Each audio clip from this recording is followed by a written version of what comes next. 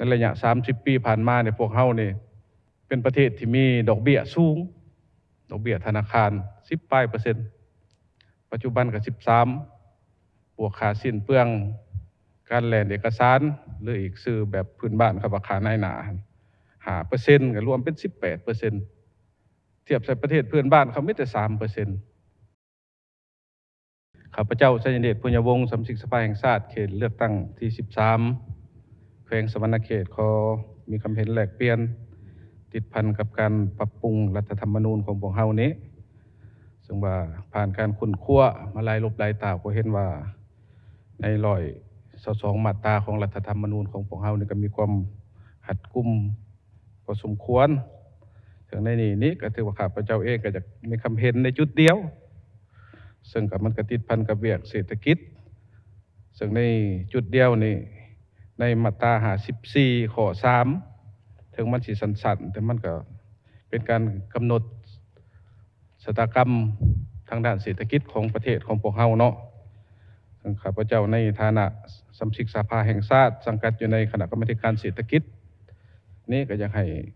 กำหนดให้มันมีความหัดกุมขึ้นตื้มพวกเฮาสิเฮ็ดแนวใดเพื่อให้สภาแห่งชาติของพวกเฮานี่มีส่วนร่วมในการกำหนดนโยบายเงินตราพร้อมทางการติดตามกวดกาการจะตั้งปฏิบัติให้มีความหัดกุมขึ้นตื้มในระยะ30 ปีผ่านมาเนี่ยพวกเฮานี่เป็นประเทศที่มีดอกเบี้ยสูงดอกเบี้ยธนาคาร10%ปัจจุบันก็13บวกค่าสิ้นเปลือง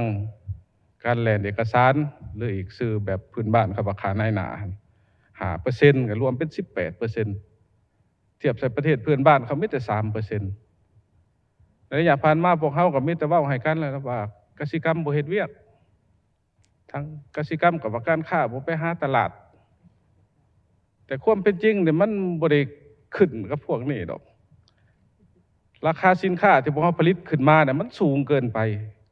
การเฮ็ดกสิกรรมเนี่ยกำไรมันมีแต่3%ดอกเบี้ยเอาไปกินเลย18%หั่นน่ะมันบ่สามารถคงตัวอยู่ได้มันเห็นให้การผลิตเป็นสินค้าของพวกเฮาเนี่ยมันบ่มีความคืบหน้าหรือว่าหยุดชะงักเลยในหลาย10 ปีผ่านมาหั่นจังซั่นจึงว่าเฮาข้าพเจ้าเองอยากเสนอนี่บ่ในข้อ3นี่เพิ่นกำหนดว่าพิจารณารับรองเอานโยบายพื้นฐานด้านการเงินตราอัตราส่วนการขาดดุลงบประมาณอัตราส่วนหนี้สินของรัฐบาลอัตราส่วนหนี้สินสาธารณะ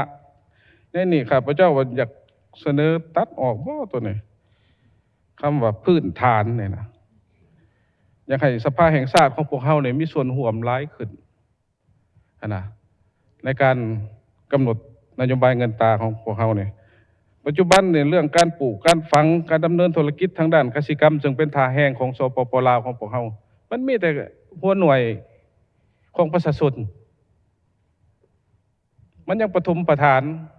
มันบ่สามารถแก้ไขความยุ่งยากทางด้านเศรษฐกิจได้ดังคำเว้าของประธานไกรสอนพรหมวิหารเพิ่นว่ากสิกรรมขนาดน้อยบ่สามารถแก้ไขความทุกข์ยากของประชาชนบรรดาเผ่านะ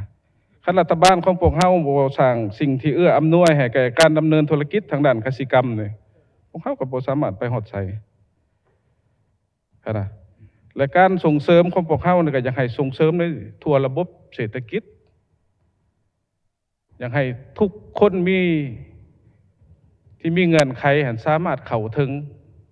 ดอกเบี้ยที่มันต่ำแล้วเขาเฮ็ดได้ให้ดอกเบี้ยมันต่ำเขาก็ตัดฮอดค่าใช้จ่ายที่บ่จำเป็นค่าใช้จ่ายแบบลักษณะเกื้อกูลให้บริษัทใดหนึ่งนะของพวกนั้นมันเป็นการเพิ่มต้นทุนให้หมู่จ่ายเลยเพราะว่าดอกเบี้ยมันก็แม่นว่ามันก็แม่นเงินเฟ้อบวกค่าสิ้นเปลืองต่างๆเงินเฟ้อสูงค่าสิ้นเปลืองต่างๆสูงดอกเบี้ยพวกเขาก็สูงจังซั่นเนี่ยเนาะครับพระเจ้าก็ขอเสนอแต่เพียงจุดเดียวเนาะขอตัดคำว่าพื้นฐานออกเนาะเพื่อให้พวกเขามีส่วนร่วมน้ำลายขึ้นเนาะขอขอบใจท่านประธาน